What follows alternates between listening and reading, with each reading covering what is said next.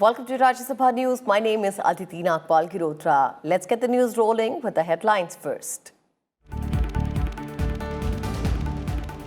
Parliament approves the direct tax Vivad Se Vishwas bill. Rajya Sabha returns bill to Lok Sabha after discussion. Bill provide opportunity to taxpayers to settle disputes with complete waiver of interest and penalty if done before 31st March.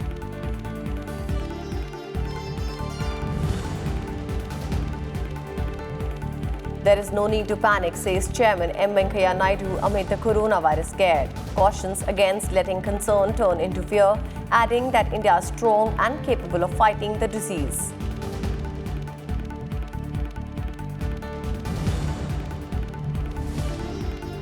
And demand for enactment of law for population control, BJP MP Harnath Singh Yadav raises issue during 0 hour. DMK member P. Wilson raises need for legislation for appointment of election commissioners.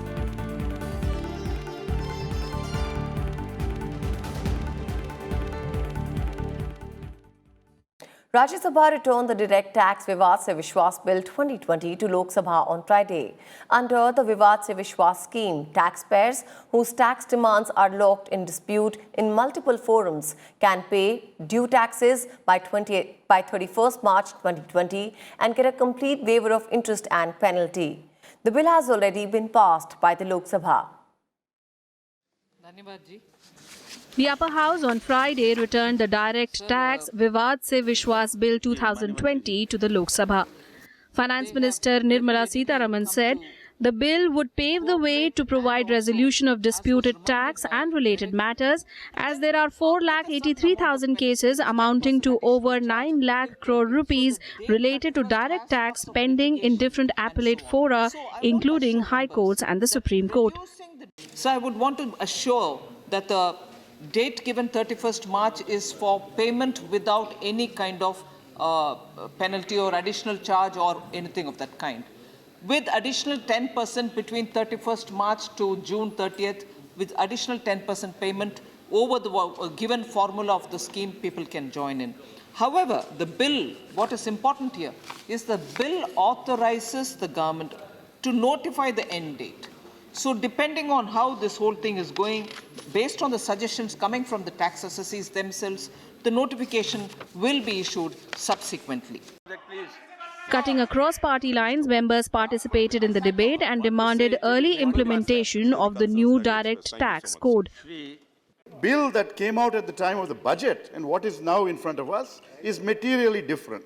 I would urge the minister and the government to extend this unconditional cutoff at least till June 30th, so that there's some amount of time for people who are disputants to actually consider what emanates from both houses.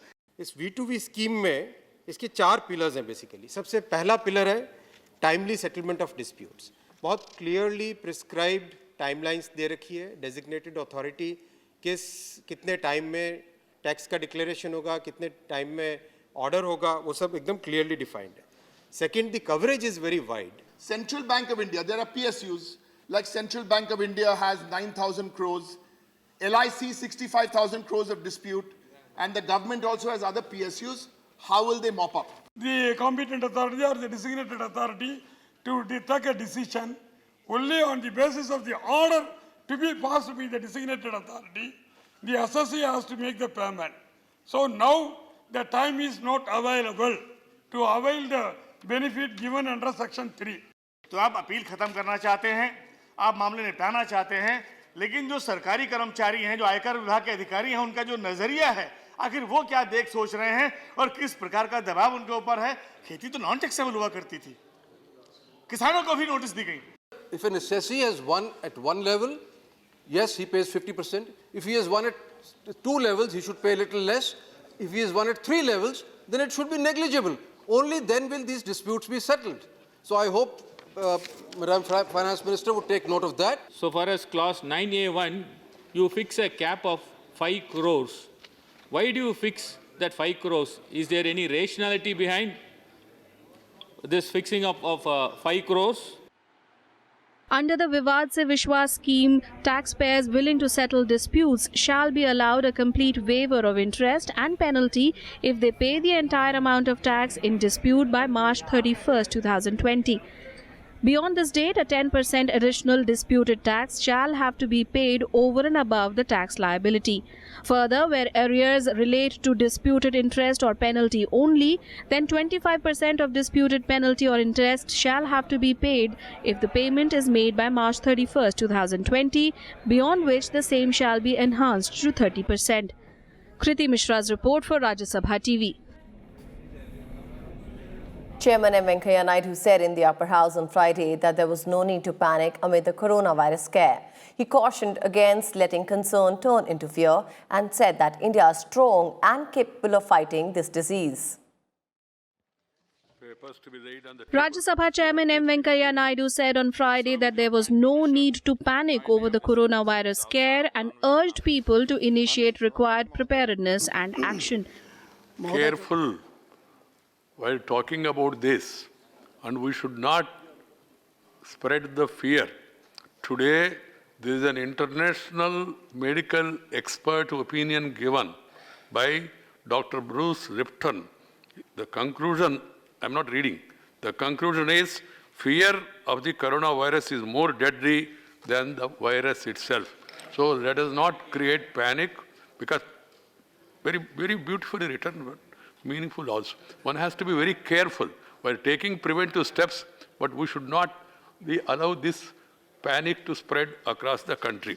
And India, fortunately, because of weather, because of our own lifestyle, because of our other things, we are comparatively stronger and we are capable of fighting it back.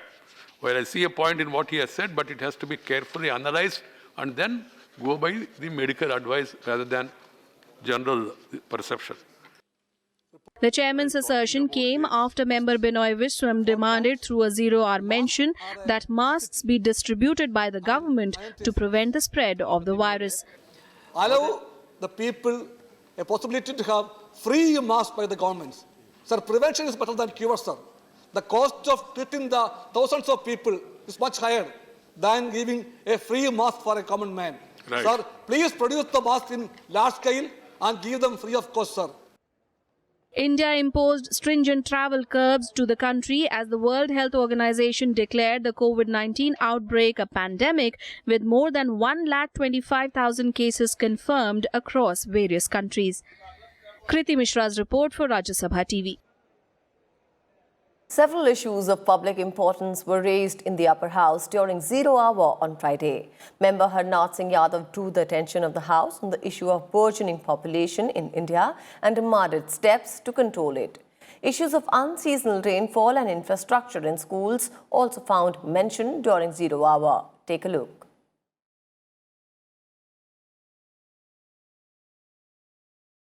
The Vahan app makes all vehicle registration records across India publicly available. It allows people to look up the name of a car owner by simply using their vehicle registration number. Such open access to citizens' personal data poses not only a huge privacy risk, but may also lead to a potential risk to human life and public and private property. जनसंख्या वृद्धि के कारण हम बेरोजगारी, खाद्य समस्या, कुपोषण, आवास, निर्धनता, कृषि एवं ग्रामीण विकास में बाधा, पर्यावरण तथा जल संकट एवं मानवीय स्वभाव में निरंतर बढ़ते तनाव जैसी अभूतपूर्व परिस्थिति से जूझ रहे हैं. प्रधानमंत्री ग्राम सड़क योजना PMGSY was earlier fully funded by Government of India, but now the share of Government of India has come down to 60%, requiring 40% funding by the state government as matching share. Despite proposals for 82,570 crores, only 59,845 crores was allocated. Sir, the government school infrastructure is glaringly inadequate that only 56% of schools have electricity.